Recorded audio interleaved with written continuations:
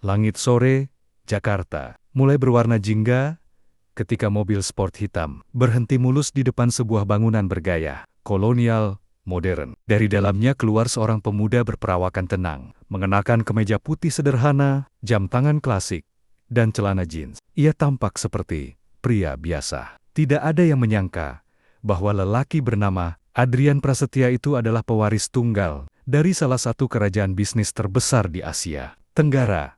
Prasetya Group lahir dari keluarga kaya raya.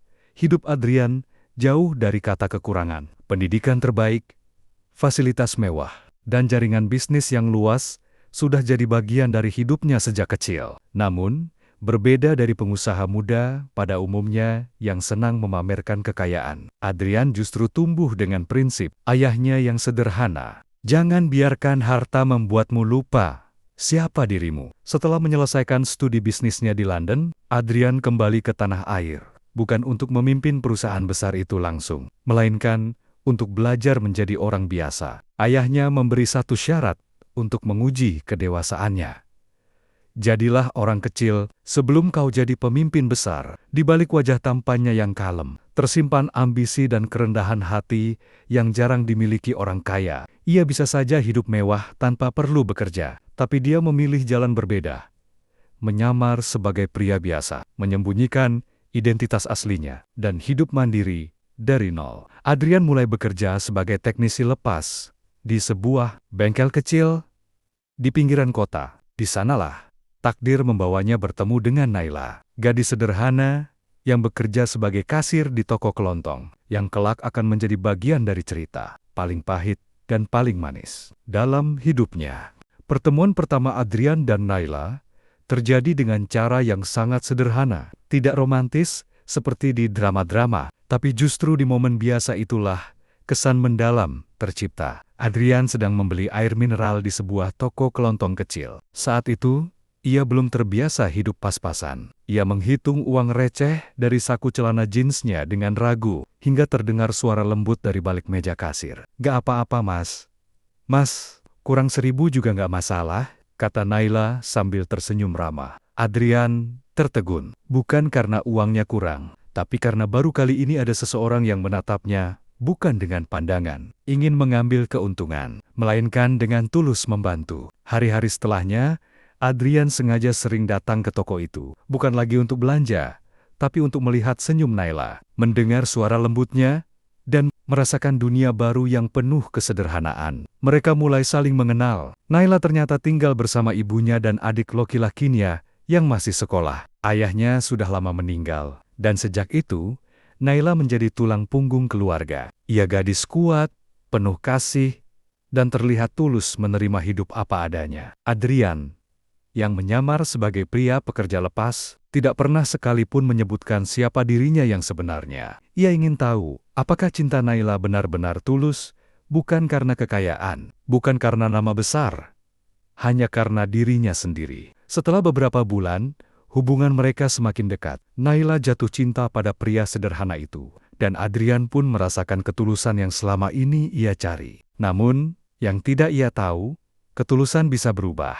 Apalagi ketika kenyataan menyapa dan kesabaran seseorang diuji oleh ego, keluarga, dan standar hidup yang selama ini disembunyikan dari mereka. Hubungan Adrian dan Naila berjalan lancar selama 6 bulan. Meski tanpa kemewahan, keduanya tampak bahagia. Mereka sering menghabiskan waktu berdua dengan hal-hal sederhana. Makan pecel lele di pinggir jalan, jalan sore di taman kota, atau sekadar duduk bersama di beranda rumah sambil bercanda ringan. Namun, ujian pertama datang ketika Adrian memutuskan untuk melamar Naila. Kedua mata Naila berkokek-kokoka saat Adrian menyodorkan cincin sederhana di atas gelas kopi hangat. "Aku gak punya banyak, Nay. Tapi aku punya niat dan cinta yang gak akan berubah.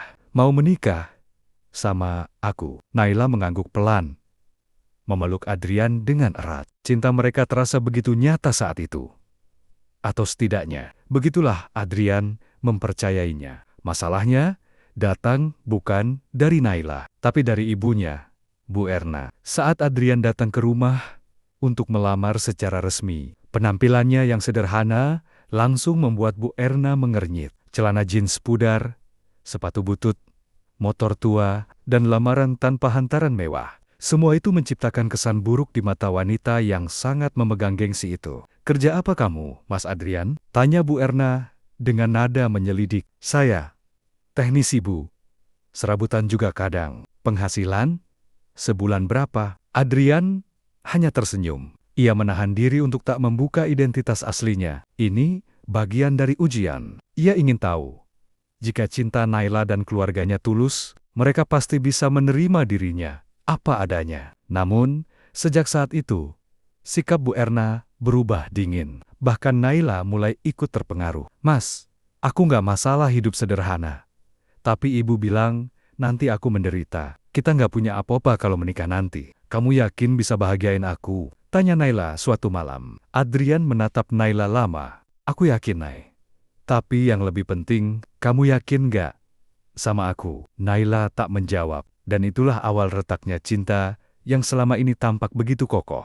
Tanpa sadar, cinta mereka sedang diuji bukan hanya oleh keadaan, tapi juga oleh ketulusan yang perlahan mulai terkikis oleh realita dunia. Pernikahan Adrian dan Naila akhirnya berlangsung dengan sederhana, tanpa pesta mewah, tanpa gaun putih elegan, tanpa tamu dari kalangan elit. Hanya dihadiri keluarga, dekat, dan beberapa tetangga. Adrian tetap menjaga identitas aslinya rapat-rapat. Ia ingin menyelesaikan ujian ini sampai akhir. Setelah menikah, Adrian ikut tinggal di rumah keluarga Naila, sebuah rumah kecil di gang sempit daerah Jakarta Timur. Mulanya Adrian tak keberatan. Ia terbiasa tidur nyaman di ranjang empuk berlapis sutra. Tapi kini ia berbagi kamar dengan Naila yang tak lebih luas dari kamar mandi lamanya. Ia tidak mengeluh. Bahkan saat harus mandi, pakai gayung dan air dingin. Namun, masalah bukan pada rumah, melainkan pada penghuninya. Bu Erna tidak pernah benar-benar menerima Adrian. Setiap hari ada saja celotehan yang menusuk. "Ibu udah bilang dari awal, Nay. Lelaki kere gak akan bisa bahagiain kamu. Makan aja ngandelin masakan rumah ini. Enak bener, jadi menantu pengangguran." Setiap kata itu ditelan Adrian tanpa membalas. Ia diam. Bukan karena lemah, tapi karena sabar. Ia percaya, kesabaran akan menunjukkan siapa dirinya yang sebenarnya nanti. Namun, yang paling menyakitkan adalah perubahan perlahan pada Naila. Istri yang dulu penuh cinta itu mulai bersikap dingin. Pulang kerja, wajahnya lelah dan murung. Ia sering membandingkan kehidupan teman-temannya yang suaminya bekerja di kantor, pakai mobil, gajinya besar. "Aku capek, Mas. Kita nggak punya apa-apa. Aku malu di depan teman-temanku. Nggak bisa terus begini." Adrian terdiam. Bukan karena tak bisa menjawab, tapi karena mulai menyadari sesuatu. Cinta yang katanya tulus, ternyata ada batasnya. Tapi, ia tetap bertahan. Masih ada sedikit harapan dalam dirinya, bahwa mungkin semua ini hanya fase. Bahwa Naila akan sadar, dan Bu Erna akan melihat siapa dia sebenarnya. Namun yang terjadi justru sebaliknya. Ketika uang hasil kerja serabutan makin sedikit, dan saat Adrian kehilangan pekerjaannya sementara, Bu Erna meledak. "Kalau cuma jadi beban, mending angkat kaki dari rumah ini. Gak usah bawa anak saya hidup susah." Dan saat itu, Naila tidak membela. Adrian hanya menatapnya. Sekilas, tak ada kemarahan di wajahnya. Hanya luka yang dalam. Dan tekad yang perlahan mulai menyala. "Baik, Bu, kalau itu keputusan Ibu, saya akan pergi." Dan saat Adrian melangkah keluar dari rumah itu, tidak ada yang tahu bahwa pria sederhana itu akan kembali. Bukan sebagai menantu tak berguna, tapi sebagai raja yang akan membuat semua tunduk. Malam itu, hujan turun deras saat Adrian melangkah keluar dari rumah yang selama ini ia anggap tempat berteduh. Tanpa jaket, tanpa bekal, hanya membawa tas ransel tua berisi baju dan sebuah ponsel sederhana. Ia tidak menoleh lagi. Tidak ada pelukan perpisahan dari Naila. Tidak ada permintaan maaf dari Bu Erna.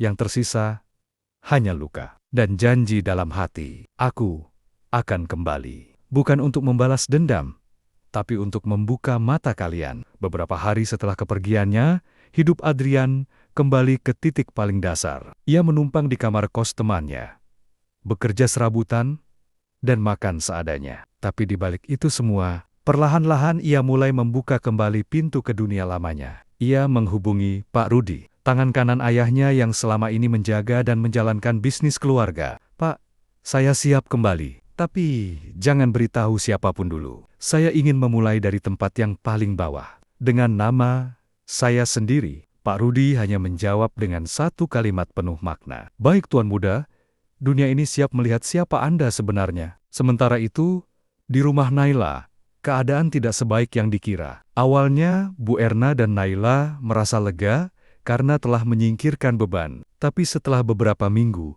mereka mulai merasakan dampaknya. Tagihan menumpuk. Gaji Naila tak lagi cukup membiayai rumah. Adik Naila yang sekolah mulai mengeluh karena uang saku dipotong. Dan yang paling berat adalah cibiran tetangga yang mulai menyebar. "Kasihan ya, suaminya ninggalin, gak kuat hidup susah kayaknya," katanya. Dulu cinta tulus, kok ditendang pas nggak punya uang? Naila mulai goyah. Ada penyesalan yang mulai muncul, tapi egonya terlalu tinggi untuk mengakui kesalahannya. Ia lebih memilih menyalahkan Adrian karena tidak mampu jadi kepala rumah tangga. Di sisi lain, Adrian diam-diam mulai membangun reputasi barunya. Ia masuk sebagai investor muda di beberapa startup teknologi, menggunakan nama samaran APG Santosa, inisial dari Adrian Prasetya. Dalam waktu singkat, namanya mulai naik sebagai pengusaha muda visioner. Tapi ia belum muncul ke publik. Belum. Ia masih menunggu waktu yang tepat. Waktu di mana orang-orang yang merendahkannya akan menyesal, tersadar, dan mungkin sujud di hadapannya. Dan hari itu sudah semakin dekat. 3 bulan sejak kepergiannya dari rumah mertua, Adrian telah berubah. Bukan dari siapa dirinya karena sejak awal, dia adalah Adrian Prasetya, sang pewaris Prasetya Group, melainkan dari cara ia memandang hidup, cinta, dan harga diri. Kini, namanya kembali dikenal di kalangan bisnis. Namun bukan sebagai anak konglomerat, melainkan sebagai investor muda jenius yang membawa 2 startup lokal masuk pasar internasional hanya dalam hitungan bulan. Panjang, Santosa jadi pembicaraan media, diburu para jurnalis, dan dielu-elukan dalam forum-forum bisnis. Namun belum satu pun media tahu. Panjang, Santosa adalah Adrian Prasetya yang dulu dianggap tak berguna oleh mertuanya sendiri. Hari itu, Adrian duduk di ruang kerja pribadinya di lantai tertinggi gedung Prasetya Tower, memandangi kota dari balik jendela besar. Ia baru saja menandatangani kontrak akuisisi atas sebuah perusahaan properti milik salah satu mitra bisnis dari keluarga Naila. Dan begitulah semuanya dimulai. Berita cepat menyebar ke berbagai penjuru. Panjang, Santosa adalah pengusaha muda pemilik baru PT Cahaya Prima, tempat Naila bekerja sebagai staf keuangan. Dalam waktu singkat, sistem manajemen diganti. Seluruh karyawan dikumpulkan di aula kantor untuk bertemu dengan CEO baru mereka. Naila berdiri gugup di antara kerumunan. Ia penasaran, siapa Panjang Santosa yang sering ia dengar. Namun saat pintu aula terbuka dan Adrian melangkah masuk dengan setelan jas abu tua, dasi hitam, dan tatapan dingin, dunia Naila runtuh dalam sekejap. Mulutnya terbuka, wajahnya pucat. Tak salah lagi, itu suaminya. Lelaki yang dulu diusir dari rumah, kini berdiri megah di hadapan semua orang, disambut tepuk tangan, dihormati, dipuja. Adrian hanya melemparkan pandangan dingin ke arahnya. Tak ada senyum, tak ada sapaan, hanya sepotong kalimat yang membuat Naila semakin menunduk. Mulai hari ini, semua akan berjalan dengan standar baru. Siapa yang terbiasa hidup nyaman tanpa kerja keras, bersiaplah untuk tersingkir. Dan Naila tahu itu bukan hanya pesan profesional, itu adalah pesan personal, langsung untuknya. Sementara itu, di rumah, Bu Erna panik saat mendengar kabar itu. Ia mencari Naila, memaksanya untuk menghubungi Adrian kembali. Cepat minta maaf, rebut lagi hatinya. Masa kamu rela ditinggal sama orang yang sekarang jadi kaya 7 turunan? Naila hanya diam. Luka dalam dirinya terlalu dalam. Ego yang dulu menolak pria miskin itu kini hancur berantakan. Dan perlahan, penyesalan mulai menggerogoti hatinya. Namun, waktu tak bisa diputar. Adrian sudah kembali ke tahtanya, dan ia tak lagi sama. Sejak pertemuan di aula kantor itu, hari-hari Naila berubah drastis. Setiap langkahnya di tempat kerja terasa berat, bukan hanya karena tatapan penuh tanya dari rekan-rekan yang mulai mengetahui bahwa mereka adalah mantan suaminya, tapi juga karena sikap Adrian yang dingin, profesional, dan tak tersentuh. Tak sekalipun ia menyapa Naila secara pribadi. Tak ada basa-basi, hanya instruksi, evaluasi, dan sikap dingin yang membuat Naila merasa kecil, asing, dan sangat menyesal. Sementara itu, hidup Bu Erna pun mulai berantakan. Tagihan terus menumpuk. Penghasilan Naila tak cukup untuk menutup kebutuhan rumah. Bisnis kecil-kecilan yang dulu digarapnya pun bangkrut karena pinjaman yang tak terbayar. Yang lebih menyakitkan lagi, tetangga mulai bicara. Itu loh, ibu yang dulu ngusir menantu. Sekarang anaknya malah kerja di bawah suaminya sendiri. Kalau aja dulu nggak songong, mungkin udah ikut hidup enak sekarang. Bu Erna mulai panik. Malam itu, ia duduk di ruang tengah. Matanya basah, menatap Naila penuh tekanan. Kamu harus temui dia, Nay. Minta maaf. Nangis kalau perlu. Tunjukin kamu masih sayang. Rebut hati dia lagi, sebelum semuanya terlambat. Naila mengangguk pelan. Bukan karena disuruh, tapi karena hatinya sendiri sudah terlalu penuh. Ia sadar, bukan harta yang ia sesali, tapi kehilangan lelaki yang dulu benar-benar mencintainya dengan tulus. Beberapa hari kemudian, Naila memberanikan diri mendatangi kantor pusat Prasetya Group. Ia diterima di ruang tunggu eksekutif. Menunggu dengan gelisah. Setelah 1 jam, akhirnya seorang asisten memanggilnya. Pintu ruang kerja terbuka. Di dalam, Adrian duduk di balik meja besar, mengenakan setelan gelap. Wajahnya tenang tapi tegas. Di dinding belakangnya, terpampang logo besar, Prasetya Group. Ada yang bisa saya bantu? Tanya Adrian datar, seolah Naila hanya klien biasa. Naila menunduk, mencoba menyembunyikan air mata yang mulai jatuh. Maafkan aku, Mas. Aku salah. Aku menyesal. Aku nggak tahu.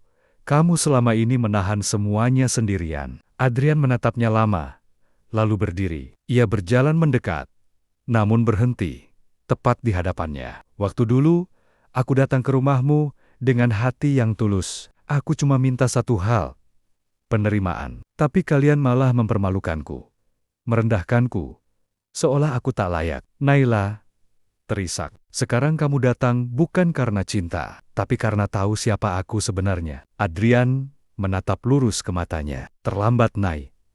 Aku sudah melewati semua itu. Dan kamu memilih pergi saat aku belum jadi siapa-siapa. Ia kembali ke mejanya, duduk, dan menekan tombol intercom. Tolong antar tamu saya keluar. Di lobi, Naila bertemu dengan Bu Erna yang diam-diam menyusul. Melihat anaknya menangis, ia panik. Gimana?